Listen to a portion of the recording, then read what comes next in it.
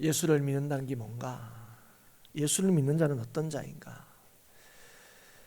우리는 이런 질문에 대해서 몇 주간 계속 말씀을 통해서 살피고 있습니다. 지금까지 살핀 말씀을 통해서 우리가 답할 수 있는 몇 가지가 있겠죠.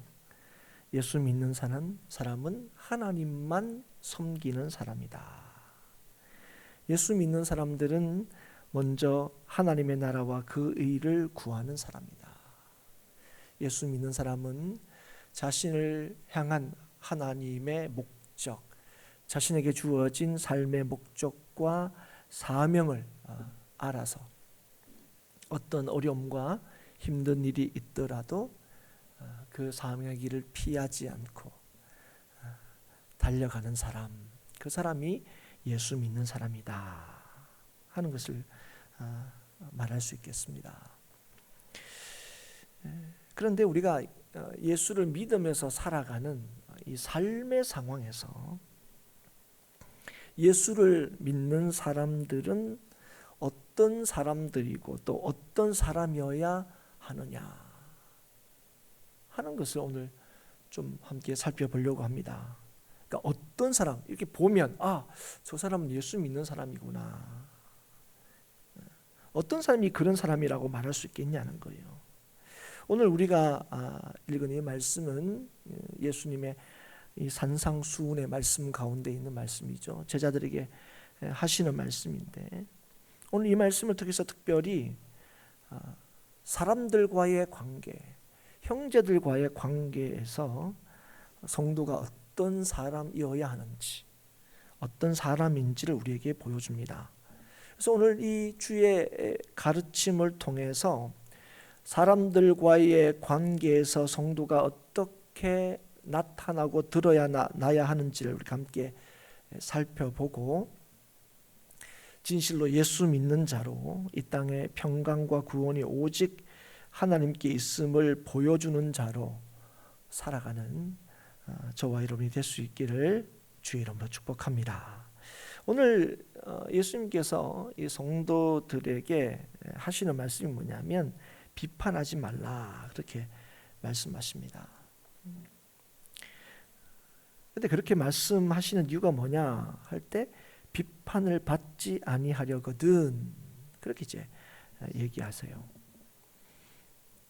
그러니까 비판을 안 받으려면 비판하지 말라 그렇게 말씀하시는 거예요.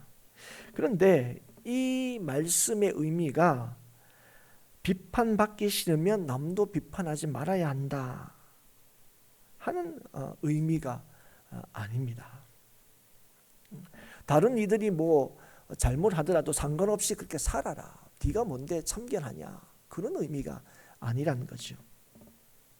이게 무슨 의미인지를 2절에서 좀 더 자세하게 설명하십니다. 우리 2절 말씀을 같이 한번 읽도록 하겠습니다. 읽겠습니다.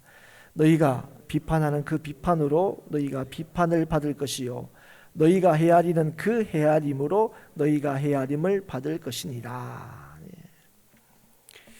우리가 비판하고 헤아리는데 그런데 그럴 때 우리가 잊지 말아야 할 게 있다는 거예요. 그게 뭐냐면 우리도 비판받는 자임을 헤아림을 받는 자임을 잊지 말라는 거예요.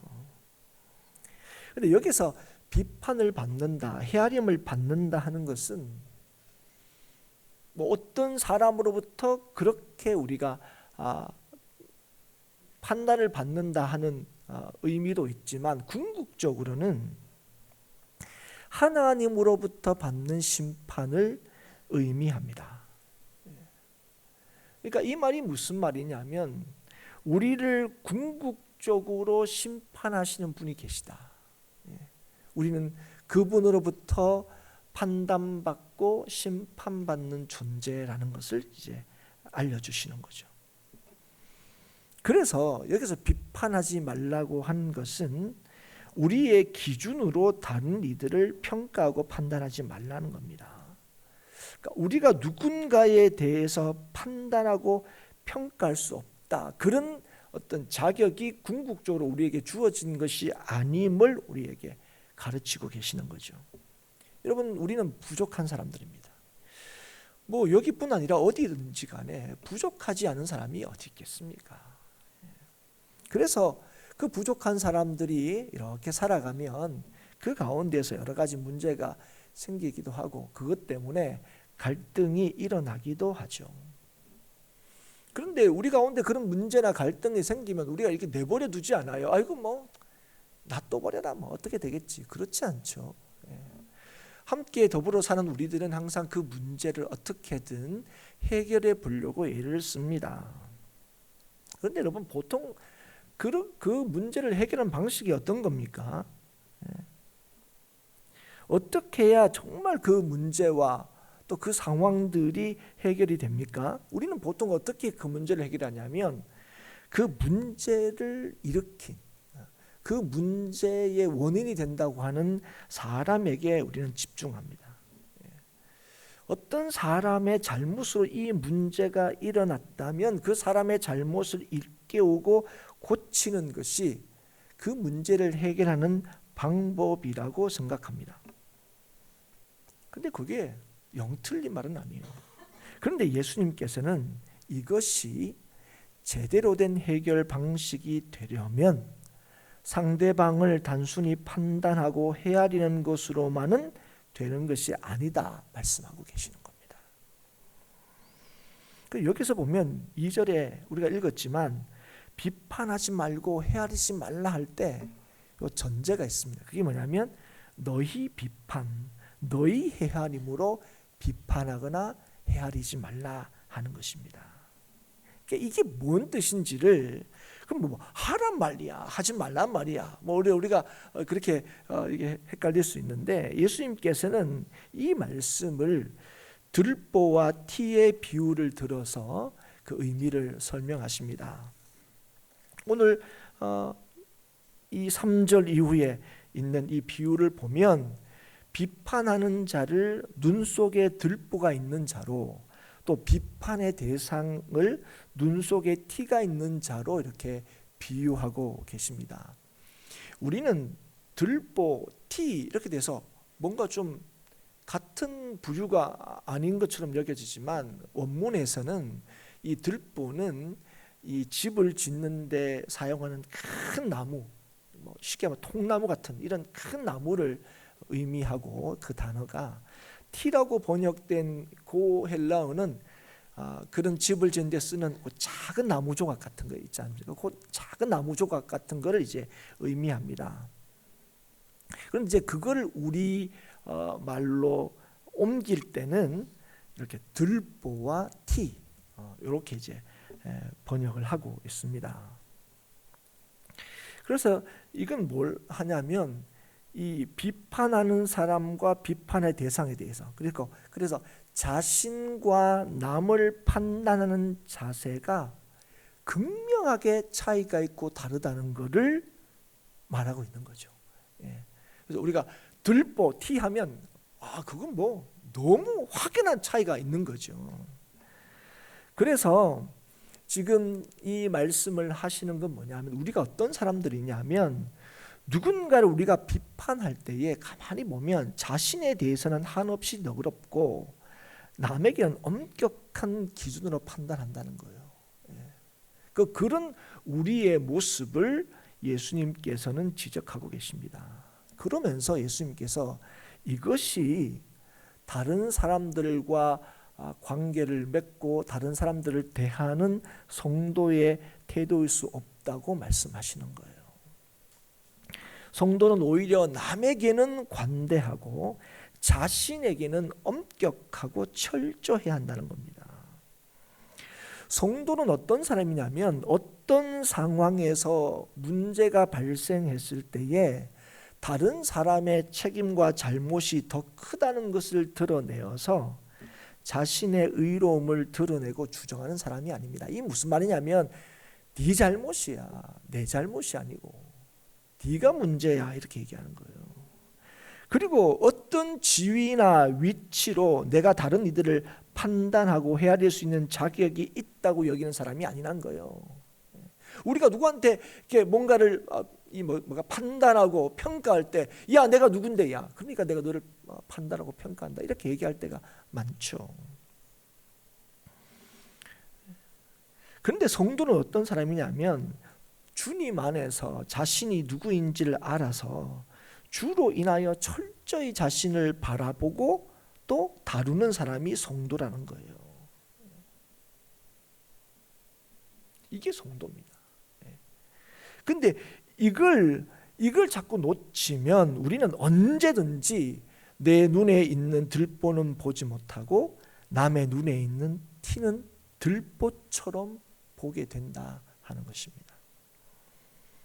그래서 어떤 문제를 해결하는 방식에 있어서 다른 이의 잘못과 문제로 인해 이런 어려움과 힘든 상황이 야기되었다고 주장하게 됩니다. 너 때문에 이렇게 된 거야. 네가 문제야. 네가 바뀌어야 돼. 그러면 이 상황이 해결되고 변화될 거라고 말하게 된다는 거예요. 그런데 이 지금의 이 상황의 어떤 책임이 타인의 잘못에 있고, 그래서 타인의 결점을 드러내어 문제를 해결하고 그 가운데서 자신의 의로, 나는 잘하고 있는데 니는 못해서 그래 하는 이 자신의 의로움을 확보하는 사람들에 대해서 굉장히 일반적인 사람들이잖아요. 그런데 그 사람들에 대해서 예수님이 뭐라고 부르시냐면 외식하는 자라 이렇게 부르시는 거예요. 5절에서 그렇게 얘기합니다. 근데 특별히 여기는 누구를 가르치냐면 누구든 예수 믿는다고 하는 사람들에게 가르치는 거예요. 이 말씀하시는 거예요. 그러니까 요즘 얘기하면 다 교회 다니는 사람들한테 이 얘기를 하시는 거예요. 외식한다는 게 뭡니까? 내가 남보다 더 의롭다고 주장하거나 나타내는 거예요. 그게 외식하는 거예요. 그런데 여러분, 외식한다는 것의 본질적인 의미, 외식한다고 이렇게 성경에서 말씀하실 때 그 본질적인 뜻은 뭐냐면 하나님을 목적으로 하지 않고 자신을 목적으로 사는 걸 의미하는 겁니다. 그래서 여러분, 외식하는 사람의 특징, 하나님이 내 삶의 목적이 아니고 내가 내 삶의 목적인 사람의 삶에 관심이 어딘지 아십니까? 내가 어떻게 보이느냐, 거기에 관심이 있습니다. 내가 어떻게 사람들에게 나타나느냐, 이게 관심이 있어요. 사람이 나를 어떻게 보고 인정할까, 여기에만 관심이 있습니다. 그게 주된 그들의 관심이에요. 그래서 여러분, 외식하는 자는 은밀히 보시는 하나님을 의식하지 않습니다. 하나님이 나를 어떻게 보실까, 거기는 안중에 없어요. 여러분, 그런데 여러분, 성도는 어떤 사람입니까? 하나님이 나를 어떻게 보실까? 여러분, 이게 주된 관심인 사람이에요. 그래서 성도는 다른 이의 티를 빼기 전에 자신을 돌아보고 점검하는 사람들입니다. 여러분, 어떨 때 사람들이 아이고 뭐 당신은 무슨 들보가 있어, 당신은 티밖에 없어요, 누가 봐도 당신은 티밖에 없어요, 이렇게 사람들이 인정한다 할지라도 들보처럼 여겨서 자신을 돌아보는 사람이 누구라고요? 성도입니다. 여러분, 우리는 하나님의 판단과 심판 아래에 있음을 잘 알고 있습니다. 그리고 우리는 주의 사랑과 자비로 인하여 그 심판과 판단에서 자유롭게 되었다는 사실도 우리는 잘 알고 또 믿고 있습니다. 그런데 여러분, 그걸 믿는다는 게 뭡니까? 주님의 사랑과 은혜로 내가 참으로 하나님의 자녀가 되고 하나님 백성이 되었다는 걸 믿는 것은 그 주님의 사랑과 자비로 다른 이들을 헤아리고 살펴야 한다는 거예요. 여러분, 그럴 때 우리는 우리 가운데 일어나는 일들, 문제들을 해결하고 그 상황들을 바꿀 수 있습니다. 엄밀히 말하면 주님의 뜻을 따라서 자신을 철저히 살피고 주님의 그 변함없는 자비하심과 사랑으로 다른 이들을 대하고 다룰 때에 우리는 우리를 평강케 하시고 화목케 하시는 하나님의 역사를 보게 된다는 거예요. 네가 이렇게 바꾸면, 네가 이렇게 달라지면 우리가 이렇게 바뀔 거야가 아니고, 누군가의 잘못을 고치고 바꿈으로 바뀌는 게 아니라 그 전에 뭐 한다고요? 내가 누구인지를 철저히 확인하고 깨닫는 것. 이 일이 어떻게 이루어지는지, 하나님의 역사가, 우리의 화목하게 하는 역사가, 우리의 평강이 어떻게 이루어지는지, 너만 바뀌면 다 돼가 아니고 하나님께서 이 일을 어떻게 시작하는지 그걸 알고 깨닫는 사람이 바로 성도이죠. 비판하지 말라 하시는 것은 우리에게 다른 사람에게는 관심을 가지지 말라는 것이 아닙니다. 다른 사람이 무슨 잘못을 하든지 관여하지 말라는 것도 아닙니다. 이 말씀은 오늘 이 비유의 말씀을 통해서 알 수 있는 게 무엇입니까? 주님의 사랑과 자비가 결여된 판단과 비판을 하지 말라는 겁니다. 그래서 주의 사랑과 자비로 다른 이들을 대하라는 거예요. 그것으로 사람들과 관계를 맺는 겁니다. 그런데 누가 그럴 수 있느냐 할 때로, 누가 그럴 수 있다고요? 내 눈에 들보를 볼 수 있는 사람입니다. 내가 어떤 사람인지 아는 거예요. 주님의 은혜와 주님의 사랑과 주님의 자비하심이 아니면 철저하게 소망이 없는 사람이라는 걸 아는 거예요. 난 예수 믿고 난데 이만큼 세월이 지나고 난 이만큼 잘났으니까 나는 괜찮은 게 아니고, 오늘도 주의 말씀 앞에 철저히 자신을 복종시켜야 하는, 달리 표현하면 나를 향하신 주님의 그 뜻과 주님의 그 사랑만이 오늘도 나를 나되게 한다는 사실을 믿는 자들, 그 사람들이 뭐 할 수 있는 겁니까? 다른 이들을 사랑으로 대할 수 있고 다른 이들의 문제와 결점들을 고치고 바꿀 수 있다는 거예요.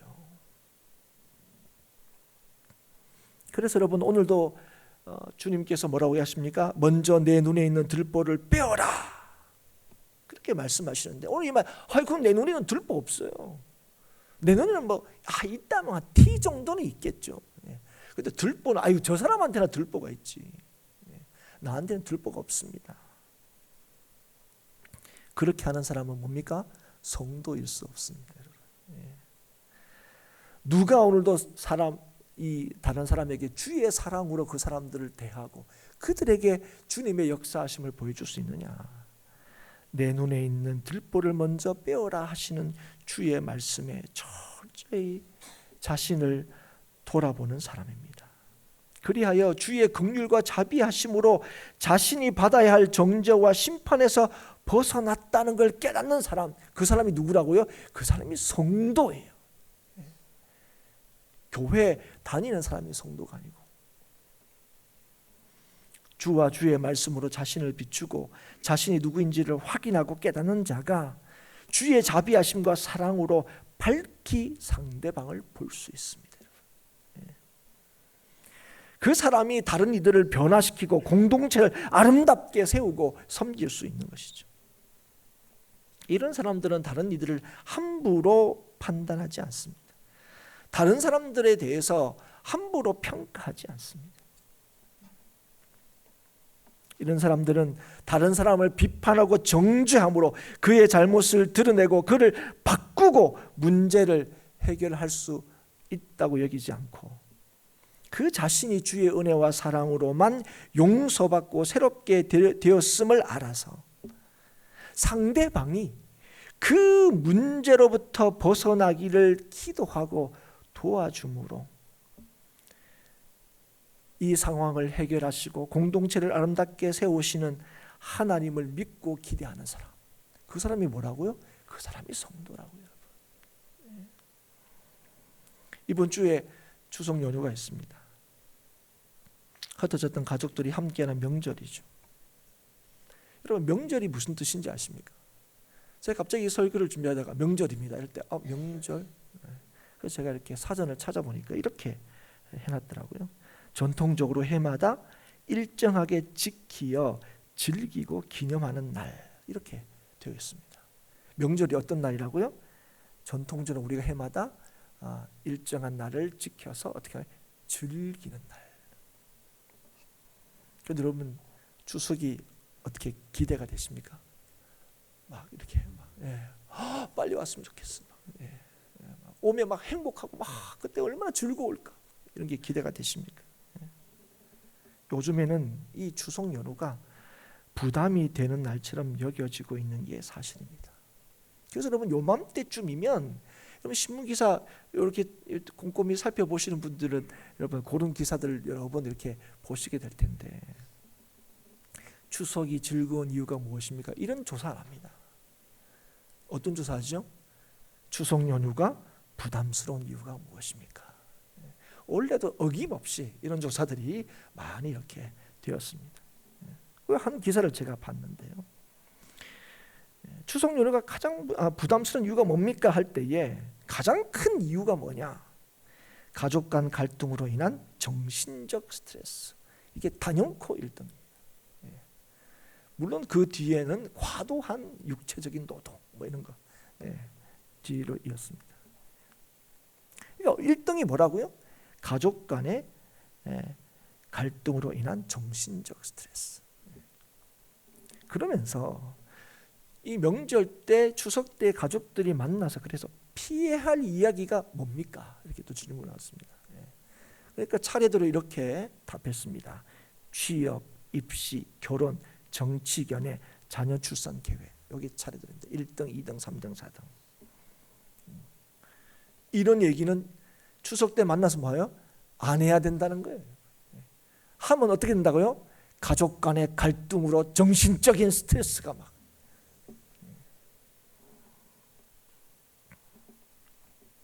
그런데 여러분 이 기사의 제목이 뭔지 아세요? 이 기사의 제목이 이렇습니다. 오랜만에 만난 가족끼리 이런 것도 못 묻냐. 근데 그 뒤에가 이렇게 네.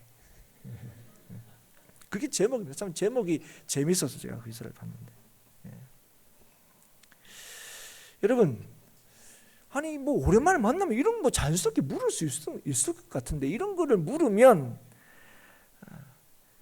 그 명절이 부담스럽고 또 명절을 망치게 된다. 이게 사람들이 생각한다는 거예요. 그래서 여러분 함께 시간을 보내고 또 즐겁게 보내야 할 이 명절의 60%가 되는 사람들이 추석에 어떤 계획을 가지고 있느냐?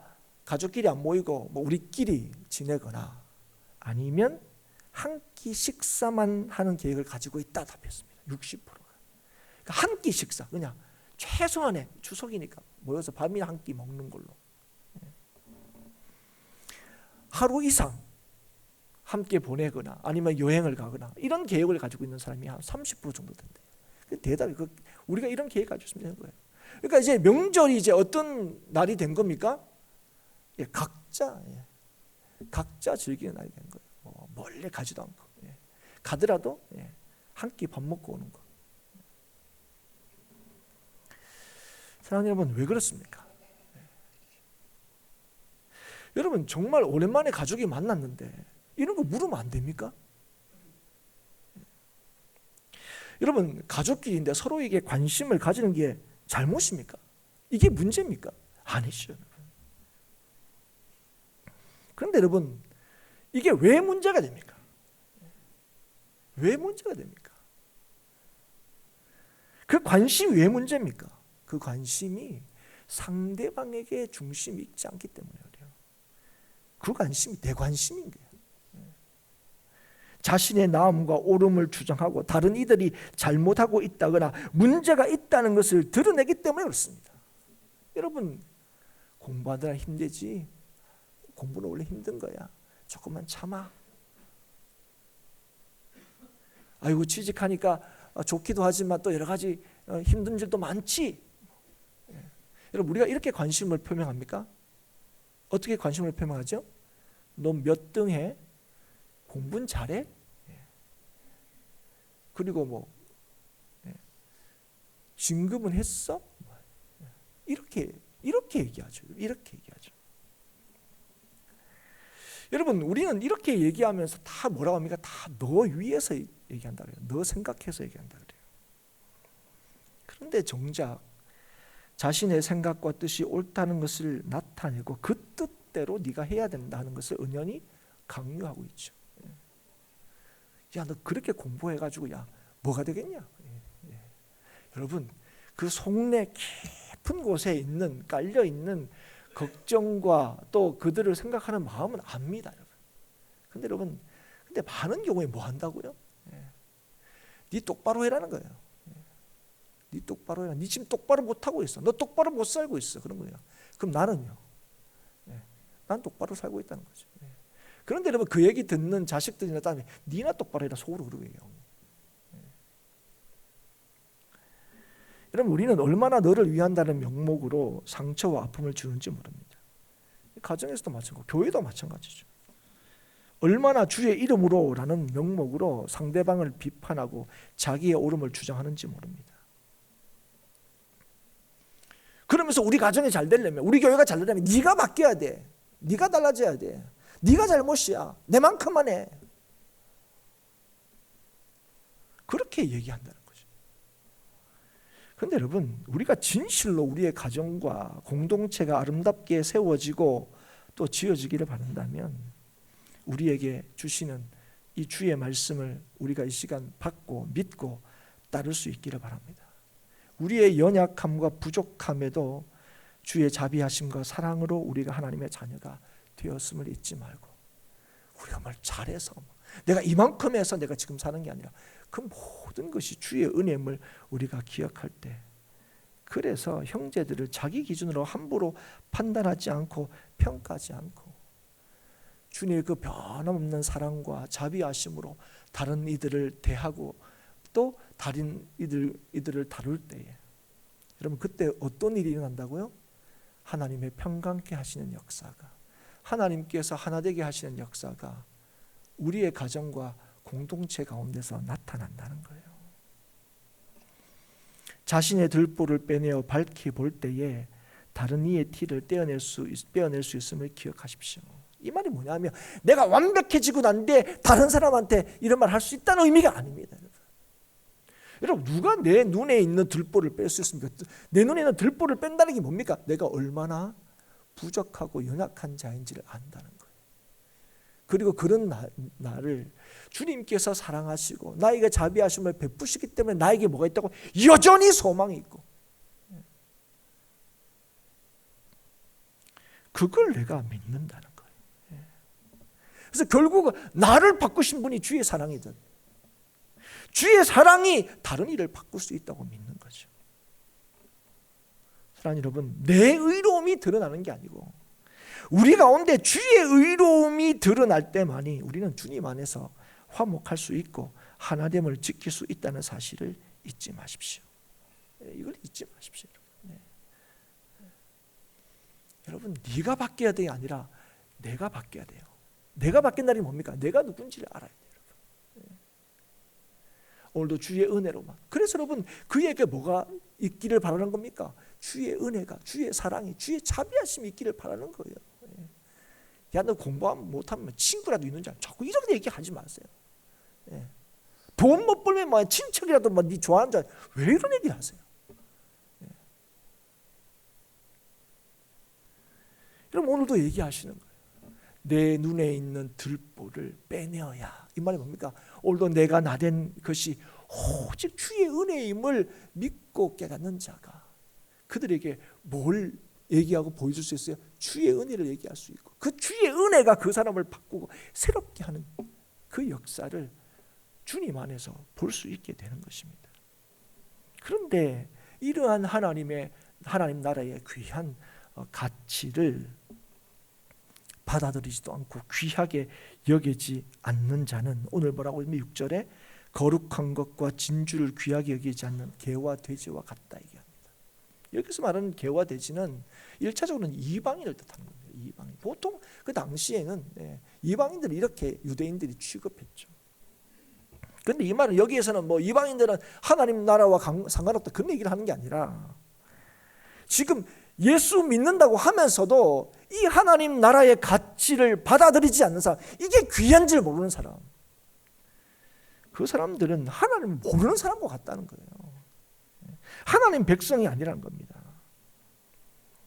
사랑하는 여러분, 우리 눈에 있는 들보를 보아야 한다 하는 주의 말씀을 누군가에게 주시는 말씀으로 받지 않을 수 있기를 바랍니다. 오늘도 나에게 주시는 말씀으로 받을 수 있기를 바랍니다. 그래서 우리를 향하신 변함없는 주의 사랑과 자비하심을 확인하고 누릴 수 있기를 축복합니다. 누군가를 판단하고 비판함으로 나의 의로움을 주장하고 드러내는 자가 아니라 주의 사랑으로 내가 의롭게 되었음을 깨닫고 기억할 수 있기를 바랍니다. 주의 사랑으로 내가 의롭게 되었듯이 다른 이들도 주님의 자비하심으로만 의롭게 된다는 사실을 잊지 않아서 주의 사랑과 긍휼함으로 다른 이들을 대하는 주의 백성, 성도답게 살아가는 저와 여러분이 될 수 있기를 축복합니다. 그래서 자신의 의로움을 드러내므로 서로 다투고 견주고 갈등하는 공동체가 아니라 주의 말씀에 순종함으로 서로를 위하고 사랑하는 아름다운 공동체가 될 수 있기를 주의 이름으로 축복합니다. 여러분이 속해 있는 가정에서, 여러분이 속해 있는 우리 교회 가운데서 오늘도 너만 바뀌면 돼, 니는 왜 그 모양이냐가 아니라 참 죄인된 우리, 아무 소망 없던 우리들을 예수 알게 하시고 예수를 통해서 우리에게 영원한 소망을 주신 주님의 사랑과 자비하심을 오늘도 기억하여서, 여러분 우리의 눈으로 볼 땐 다 부족하죠 여러분. 그럼 우리는 완벽합니까? 아니에요. 나 같은 죄인 살리신 주님의 은혜가 놀라운 것처럼 다른 이들에 대해서도 주님의 그 은혜만이 이 사람을 놀랍게 변화시키고 바꾼다는 사실을 우리가 알 때에, 그때 여러분 우리는 그 사람들을 세울 수 있어요. 오늘 다른 사람에 있는 그 티를 빼지 말고 놔두라는 얘기 아닙니다. 여러분 우리가 잘못하면은 아이고 내버려, 아이고 네가 니랑 나 괜히 말 한마디 했다고 또 괜히 뭐 엉뚱한 소리나 듣지 뭐 좋진, 그게 아닙니다. 오늘 우리는 서로가 서로를 위하여, 우리가 서로가 서로를 위하여 사랑한다는 게 뭡니까? 나를 위한 게 아니고 너를 위한 거죠, 여러분. 근데 사랑한다는 건 주의 뜻으로 너를 위하는 거예요. 그럴 때 우리는 성도들을 섬길 수 있습니다. 성도들을 바꿀 수 있고요. 우리 공동체가, 우리 가정이 아름답게 변화될 수 있습니다. 사랑하는 여러분, 오늘 주님께서 우리에게 주시는 이 말씀을 저와 여러분에게 주시는 말씀으로 꼭 받을 수 있기를 바랍니다. 그래서 내가 내 뜻대로, 내 말대로 하면 우리 가정이 평안해, 내 뜻대로 하면 우리 교회가 평안해. 여러분 이런 착각 절대로 하지 마시고 누구 뜻대로? 주의 뜻대로. 그럴 때 내가 누군지를 늘 점검하시고, 그래서 주의 은혜와 주의 자비하심으로 늘 형제들과 성도들과 이웃들을 대하고 또 관계 맺음으로 내가 잘해서 이렇게 됐어가 아니라 믿는 자를 통하 이루시는 하나님의 놀라우신 역사하심을 가정과 교회와 모든 인간관계에서 누릴 수 있는 우리 행복한 교회 모든 성도들이 될 수 있기를 주님의 이름으로 축복합니다.